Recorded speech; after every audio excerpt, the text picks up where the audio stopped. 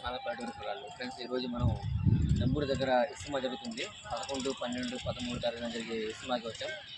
ఈరోజు అయితే మూడో రోజు, నేనైతే రెండో రోజు వచ్చాను.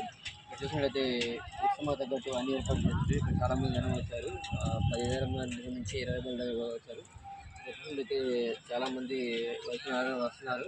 వాళ్ళ చివరి రోజు వాళ్ళ మధ్యాహ్నం వల్ల దువా అయిపోతుంది. ఇస్తిమా అంటే మనకు ప్రార్థన లెక్క అనమాట.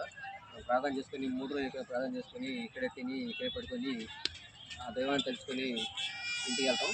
ఇక్కడ చూసినట్టయితే చాలామందికి ఇక్కడ ఏర్పాట్లు చేశారు. ఇది చూసినట్టయితే మీకు వాటర్ ట్యాంక్ కానీ, అలాగే బాత్రూమ్ కానీ, టాయిలెట్ కానీ అన్ని ఏర్పాట్లు చేశారు. అన్ని సౌకర్యాలు ఉంటాయి. భోజనాలు కానీ, టిఫిన్లు కానీ అన్ని సౌకర్యాలు ఇక్కడ. అన్ని సౌకర్యాలు ఒక నెల ముందే, 2 నెలల ముందే అన్ని ఏర్పాటు చేస్తారు. ఇది ఎప్పుడు చేయాలా అనేది ఒక సంవత్సరం మీద డిసైడ్ చేస్తారు. డేట్ ఎప్పుడనేది ఆ డేట్కి ఖచ్చితంగా జరిపి తీరుతారు. ఒక జిల్లా లెవెల్లో కానీ, లేదా రాష్ట్ర లెవెల్లో కానీ. ఇప్పుడే ప్రస్తుతం అయితే గుంటూరు, కృష్ణా, ఏలూరు ఈ 3 జిల్లాలు కలిపి ఇక్కడ ఇస్తిమా జరగడం జరిగింది. ఇక్కడ 3 జిల్లాల నుంచి చాలామంది, కొన్ని వేల మంది వచ్చి ఇక్కడ ఇస్తిమాను చూసి తిలకించి వెళ్తూ ఉంటారు.